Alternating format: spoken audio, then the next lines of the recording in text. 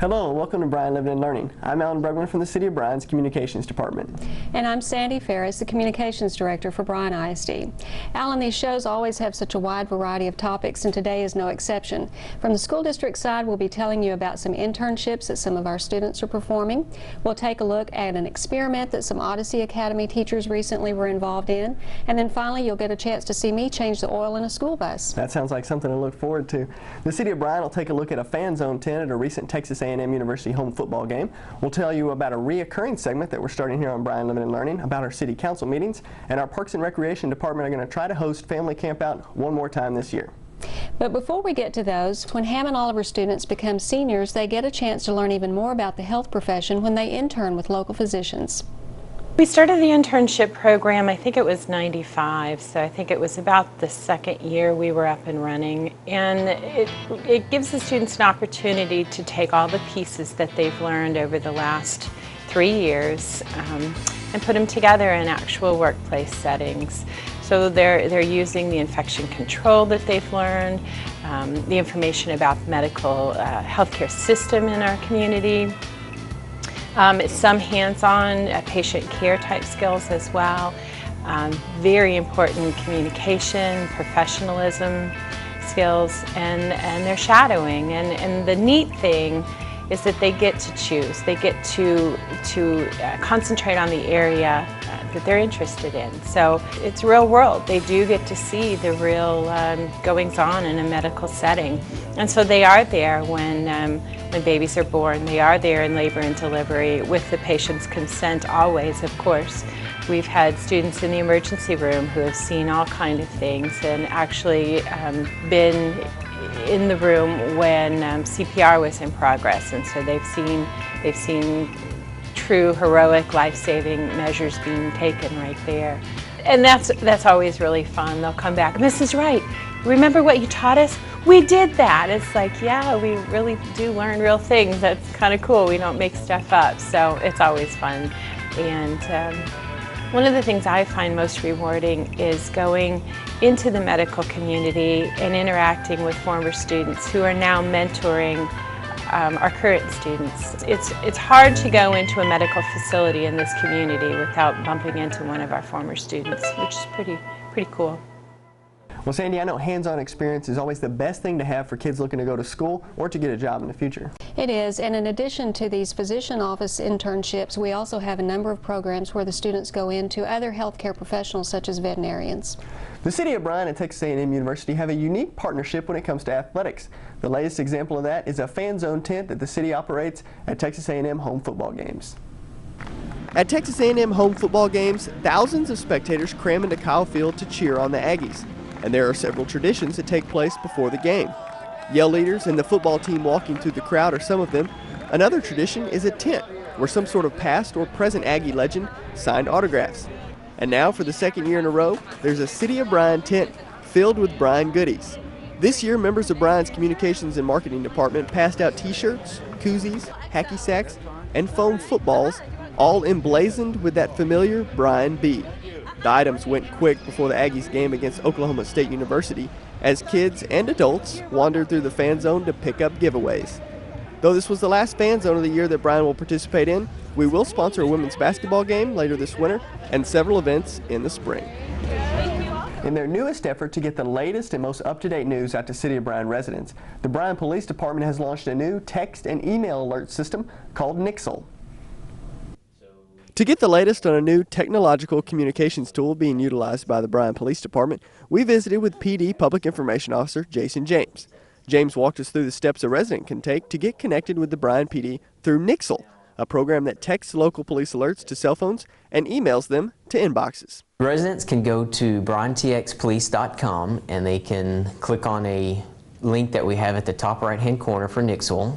Once you click on that, it takes you to the actual Nixle page that the police department's under, and there's a little at the top right again, there's a sign up now where they can sign up to, or they can go to www.nixle.com and they can click on that website there to actually get logged in. You can do it, register now, it's easy and fast, click on it and it just takes you through some steps of a username, password, email address, and phone number, cell phone number, and then they'll get you registered in where they can be subscribed to actually the Bryan Police Department's webpage. And even though Bryan has only used Nixle for a couple of weeks, it's already been utilized. We used it for the first time the other night for an abduction of a child. We sent it out as a kind of a local Amber Alert, trying to notify the public to be on the lookout for the stolen car that had a 1-year-old child that was in the back seat. So we used it to send out the alert and then also the cancel alert once the child was found. Nixle should prove to be a great tool for PD and a useful way for residents to stay notified about the latest police news. We wanted to get our message out to the public as quickly as possible. This is similar to Code Maroon on Texas A&M University.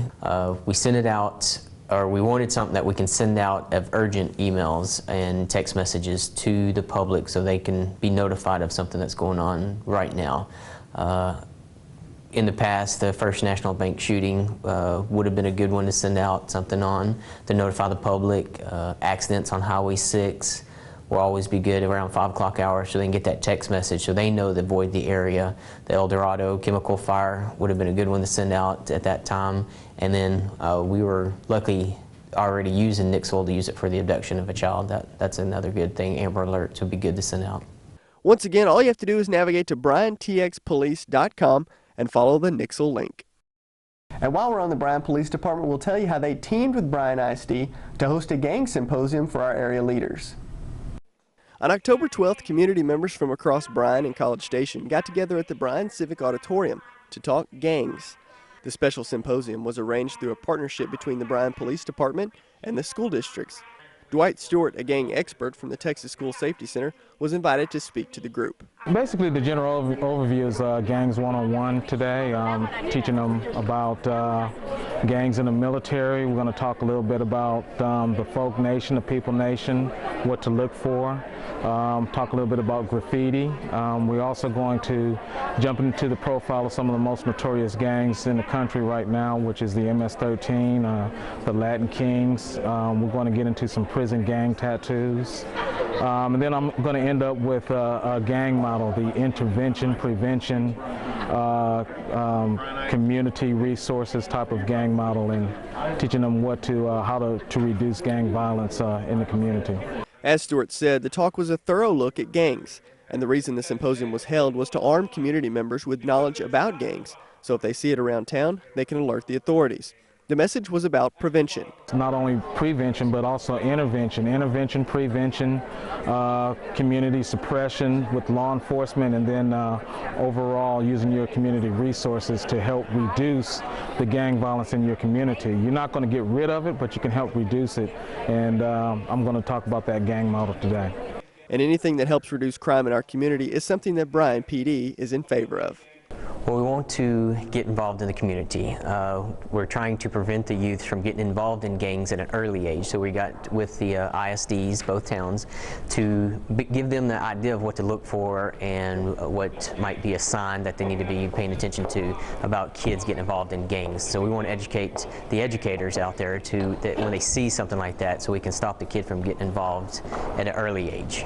The folks who attended the symposium were mainly teachers, but there were also pastors, police officers, and other community members who interact with youths. And when it comes to gangs, you need everyone involved. You need the whole community to come in and step in and help reduce the gang violence throughout the United States. You need a whole community. It takes a community, not just one portion. We need everybody here. For more information on the Texas School Safety Center, visit their website at txssc.txstate.edu. Well, Alan, we had quite a few teachers and other school people who were in that audience, and they all said it was a great program. Yeah, they said the program was geared towards not the students, but those who have influence on the students. October 19th through the 23rd was National School Bus Safety Week, so we thought it would be a good idea to show you what it takes to keep the district's fleet of 140 buses running. Tell me what we're going to do today. We're going to do an oil change today. Okay. You have your drain plug here, and then you have your oil filter here. Okay, so do you want me to take it completely off or just No, loosen just what it? you do, you're just going to spin it off, spin it halfway, Okay. which is like 6 turns, and then let all that stuff come out. Okay. Okay, so, oh, I see. Yes, pull it. All right. Exactly. Yeah, there it comes. That's it. All right, you can just let it drip there. And then you'll take your wrench, and then you'll get the drain plug. Take So this now plug. do the drain plug? Which one was it? This one? 7/8, This right here? Yes. Okay. There you go. You may have to grunt. You got it ready for me. It's good. What we're going to do, loosen that up, Sandy, And then just do it with your fingers. Okay. I think we're to that point. I think, yeah. Okay, now it comes out pretty fast. Whoa! There you go. Sorry, I made a mess. That's what you're here for. You probably work on that filter, try to spin it. You may want to take a rag and it'll help you grip it. Now, when that starts to come off, it's heavy because it's full of oil, okay? So you want to have two hands on it. And it may splash a little bit. Okay. So everybody needs to be careful. Like that. Yeah, it's a little heavier than I thought. You want me to leave it down like that to drain? Okay. What it's doing is just going to drain into that, and we'll take care of the filter. We actually crush them and send them off and then dispose of them for us. Oops. So here's where all our filters are, Sandy. Let me show you. All right. If you go through here. So we're looking for a 1791. Right here? Yes, that's all right. it. 1018 of 9, right? And then we're going to put your... Oh! We'll put Sandy on it. I have my very own oil filter. So if something goes wrong, they'll know it was me. And Sandy, what we'll do is we'll probably put this up here, and then what we're going to do is fill this up. So what we'll do here is we'll put this in. All right, ready to I'll go? let you hit the trigger. And if you'll stop it at 2, that's good. All right. We'll let you spin it on. You can let's lay that there. Okay. Now we're gonna push your. Let's go ahead and put your plug back in on your right side. Okay.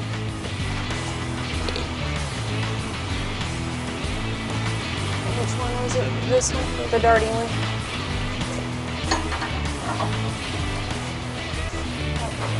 Yes. Yes, you're right. Good job, Sandy. And then we're going to spin this one on. Look, what I'm going to do here is we're going to coat this rubber just a little bit. Okay? All right. Now, You gonna start it, or you want me to? Let's Okay. try. Let's let you try. All right. Just don't spill it on your face there, because it's got a tendency of spinning on. How about that? First time out.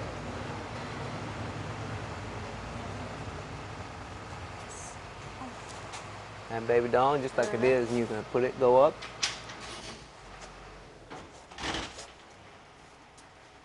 And then the red handle, exactly, gives you a better grip. And then we'll go to the top and fill it up. So Sandy, here's where we're gonna fill it. So if you take that out, that's fine.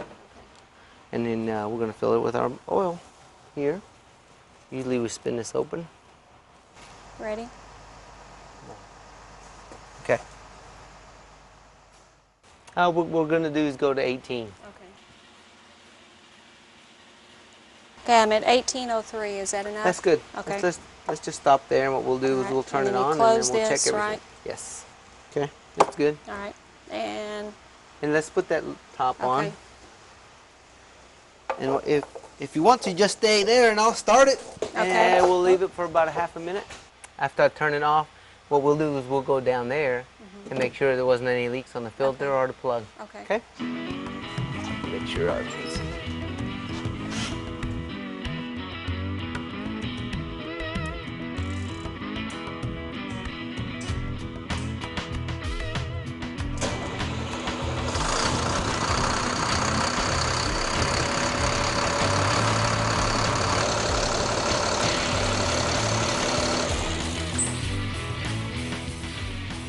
Sandy, we're going to pull this dipstick out and we're going to check our oil level.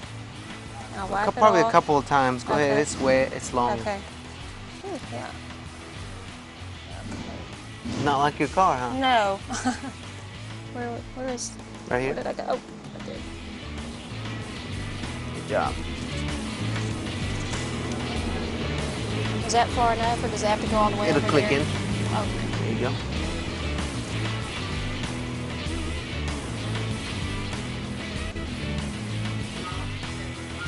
Yep, you're there. All right. You've done good.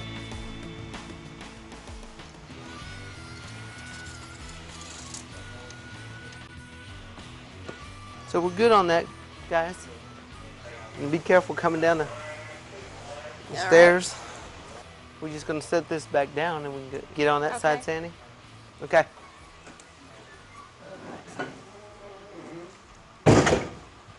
And we just latch it for me on that side.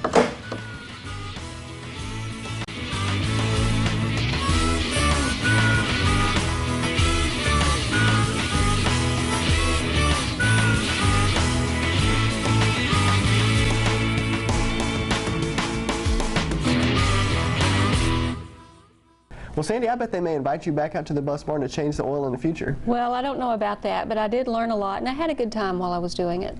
Our next Be Green and Bryan segment is all about Keep Brazos Beautiful and what they do to help out our community.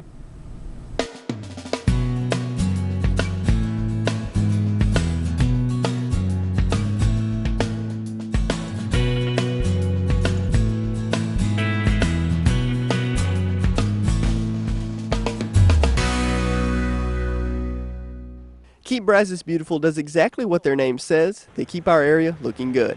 Our mission with Keep Brazos Beautiful is to educate Brazos County residents to become engaged in their community, to take responsibility for it so that together we can build a more cleaner, greener, more beautiful place to live, work, and play. They accomplish that mission through several events that are held each year.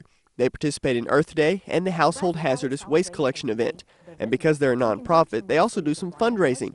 Their biggest one is the annual Crepe Myrtle tree sale. We sell usually anywhere between 600 and 700 trees each year that are planted here locally.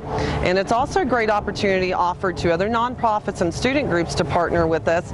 They can then partner in on this project by helping sell trees, and they receive part of those proceeds. You can place a tree order now until November 6th at keepbrazosbeautiful.org, or you can just go to the tree sale at the Gander Mountain parking lot on November 21st. And there's also another big Keep Brazos Beautiful event in November, Texas Recycles Day on the 16th. We featured this program within our school systems. We actually run a recycling contest, and typically people hear recycling and they think paper, plastic, metal, glass, and we've kind of taken that a step further so that we can work on conservation and reducing and reusing by partnering with Twin City Mission to benefit their annual coat and blanket drive. So they collect used coats and blankets and donate them to the needy, keeping them out of the landfills and with folks who need them. Stay tuned to keepbrazosbeautiful.org for more information on Texas Recycles Day. And now we have the opportunity to launch a brand new segment here on Bryan Living and Learning. We go downstairs to the council chambers to my boss, Communications Director April Saganor, with a City Council update. Thanks, Alan. I'm Communications Director April Saganor, and we're starting a new segment on Bryan Living and Learning where we talk about what happened in the most recent council meeting. We're going to start with the October 13th council meeting, which took place right here in City Council chambers. At the 2009 Texas Red Steak and Grape Festival, attendance was estimated at 25,000 people, which was an overall growth of around 40%. There were 3,600 steaks cooked by Jay Cody and 23 steak cook-off teams. There were 16 artists in the Artist Showcase and wine tasting featuring 20 Texas wineries. We have more than 400 volunteers and city staff members out there. I was among them cooking hamburgers. And we had 57 vendors. The economic impact was estimated at $2 million, but there's a value in bringing people downtown that you can't really put a dollar figure on. We figure that there are people who came in from out of town for the Texas Reds Festival that will come back to visit downtown Bryan again. Texas Reds is actually one of several events that our Parks and Recreation Department puts on. We worked with them recently to put together the Fall Fest, which was held in downtown Bryan on October 24th. And we've also got a really exciting event coming up on November 19th, and that's our Lights On Festival. It starts at 5:30 with a business after hours at the Children's Museum, followed by a tour of the new Forsyth Gallery on Main Street, and then we'll head over to Sale Park at 7 p.m. for the tree lighting. Remember, if you want to watch a council meeting in its entirety, you can always log on to bryantx.gov. Until next time, I'm April Saganor for the Communications Department. For a while, it seemed like Family Campout 2009 would never happen, but it's finally been rescheduled, and here's a PSA for all the information about it that you need. Get your tents ready and your sleeping bags unrolled. It's time for Family Campout at Austin's Colony Park with City of Bryan Parks and Recreation. Come out November 7th and enjoy a hot dog dinner, games, crafts, campfire stories, and of course, s'mores. Registration is only $5 and everyone can enjoy the free movie Open Season, Under the Stars. Register for Family Campout at BryanParksandRecreation.com or at the Bryan Aquatic Center. Alan, I know the weather hasn't been cooperative the last few times, so hopefully November 7th things will work out. Yeah, it rained real bad the last time. It flooded the park. It may be a little bit cooler on the 7th, but hopefully it'll stay dry. 2 Odyssey Academy teachers recently spent a couple of days learning what it's like to be weightless in space. Now they'll take that experience back to their students in the classroom. Northrop Grumman Foundation does these flights. They do about 4 or 5 flights a year. And it's in conjunction with the Zero Gravity Corporation. And really what the program is designed is for teachers to come up with activities, and this is K through 12, and they go and they do activities and they do some of these experiments. And the idea is to take that experience back to the classroom and just share that excitement with the kids. So the plane starts going up like that, and I was talking to the pilot about this because he came and talked to us afterwards, and I said, how exactly did you do this? So he was explaining. And then right when they're ready to, they let off the gas. So now the plane goes whoosh, like that. And when the plane starts doing that, that's when you're laying on the floor, then all of a sudden, next thing you know, you start floating up in the air. And they say, go. And you're like, go where? And then you're floating, and then you're grabbing. They do have ropes on the side for you to grab, so you can pull yourself to the wall. And then that's when Miss Mackey pushed off and starts doing somersaults. And she didn't tie her hair up, so you got hair flying everywhere. And you know, trying to, and then you know, you just do other experiments and activities. It was a lot of fun. We did. They had water bottles. They squeezed out some water, and so you see these blobs of water. And so the first few times we were sitting there trying to catch water droplets, which wasn't easy because there's this water droplet going this way and your body's trying to go that way, and you can't move in that direction because of gravity I can turn my body anywhere I want. But in space you can't do that. There's no gravity, so there's nothing for your body to push off against. And it was actually very hard doing stuff like that. When you see the astronauts doing it on the video, they've been training for months to be able to move from one side of that ship to the other. They make it look so easy, but it was hard. So a couple of friends of mine had participated in it, and I'd thought about it in the past, but you know, with all the things we had going on, it just wasn't the right time. But now it just seemed the right time. I had the time to do it, had the time to fill out the application. As far as tying it into what we're doing, yeah, that's our theme, is Mission to Mars, and it's kind of hard to talk and teach about all this stuff and really not experience it. And now I know what it's like, and yeah, that's why I did it, because I really thought it would help me understand more what I was doing, what I was teaching. Well, Sandy, I imagine there's no better way to teach that information to kids than by experiencing it themselves. That's right, and although this may seem a little extreme, we know that these Odyssey Academy teachers are always looking for ways to enhance that instruction for their students. On October 17th, Coulter Airfield was home to an air show as folks from across the area came to check out some unique aircraft. The annual Coulter Air Classic entertained crowds Saturday, October 17th at Bryan's Coulter Field. The free event featured an aerobatic pilot from Viper Air Shows, formation flights for modern and historic aircraft, static aircraft displays, and World War II reenactors with a World War II Jeep. Here are some of the highlights from the air show.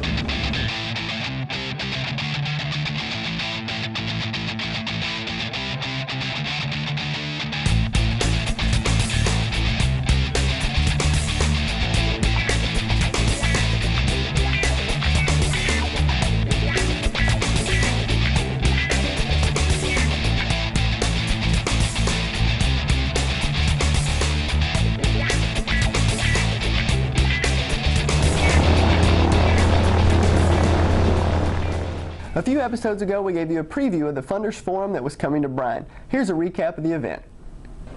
The City of Bryan proudly hosted the 8th Annual Funders Forum at Bryan's First United Methodist Church. The forum brought together cities, counties, schools, civic organizations, and business leaders with private, state, and federal funding entities.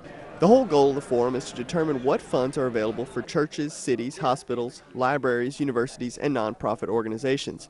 Basically, it puts the people who need money in touch with the folks who have money. More than 40 funding entities were on hand to facilitate panel discussions and meetings. For more information on the Funders Forum, log online to www.etvv.org. Each year, the Mayor of Bryan honors a person or a group of people who have contributed to the revitalization of downtown Bryan. This year, it's time to make nominations for the 2009 Mayor's Downtown Impact Award. We shot a video for cityofbryanblog.com and wanted to show it to you now. Hello, welcome back to the City of Bryan blog. I'm Alan Brugman. It's been a while, so thanks for continually checking the blog, making sure to see if I've updated anything. This one's kind of special. It's Mayor's Downtown Impact Award time. And we may be a little bit late on this. Hopefully you've already submitted some nominations. The Mayor's Downtown Impact Award, if you're not familiar, is given by our mayor, Mark Conley, to a citizen or a resident, somebody who's contributed to the revitalization of downtown Bryan. I used a lot of big words there. That was kind of impressive. The thing is, we wanted to give people an opportunity to nominate their peers, folks that they know, folks that they maybe don't even know, but they've known have done something cool in downtown Bryan and helped to make it a popular location. Last year, the winner was Sean Andayapulium from the Children's Museum. She wasn't present at this awards banquet. And the Maddens, Mr. and Mrs. Peter Madden from Madden Restaurant in downtown Bryan, and they were on hand to accept their award at the volunteer reception banquet. Here's how it plays out. You go to the website, bryantx.gov. You nominate whoever you feel is deserving of the Mayor's Downtown Impact Award. The winner will find out on December 17th at like a surprise banquet. The cool thing is about that we finagle these winners to come to the banquet, and they don't know why they're being there. They think they're just getting recognized or getting some free food, and they show up, and then they get the award. So it's a pretty cool deal. The banquet is December 17th. It's I think this year it's at the Brazos Center. And anybody who's volunteered for the City of Bryan in any aspect over the course of the year, you'll get an invitation to this event so you can come and check it out. And who knows, if somebody asks you to come and you're like, I'm not real sure why I'm being invited, it may be because you're going to win the Mayor's Downtown Impact Award. If you know of anybody who's eligible for this award or you think deserves this award, log on to bryantx.gov, click on the Mayor's Downtown Impact Award little picture link that's right there on the front page, and then go and submit their name. And stay tuned, December 17th for the volunteer reception banquet. A couple other things I want to mention. Family camp out, we're trying that again for the third time. It rained the first 2 times. It may be a little bit cool outside, being November, but sure beats being wet. So hopefully that'll work out. That's November 7th. Register on the website, bryanparksandrecreation.com. And then of course we have Lights On coming up after that. And I'll probably do a completely separate blog when it comes to that event. So until next time, I will see you later. Now, Alan, tell us again when those nominations are due. The nominations are due on October 31st, they're on Halloween Day, and the winner will be announced December 17th at the volunteer reception banquet. That's all we have for you on this episode of Bryan Living and Learning. To watch the show again, you can log on to bryantx.gov, youtube.com/cityofbryan. You can also go to bryanisd.org, or you can use our newest communication tool, twitter.com/bryanisd or twitter.com/cityofbryan. And now you can watch on the go by subscribing to our podcasts. They're downloadable right to your iPod. For Bryan ISD, I'm Sandy Ferris. And I'm Alan Brugman for the City of Bryan. Thanks for watching.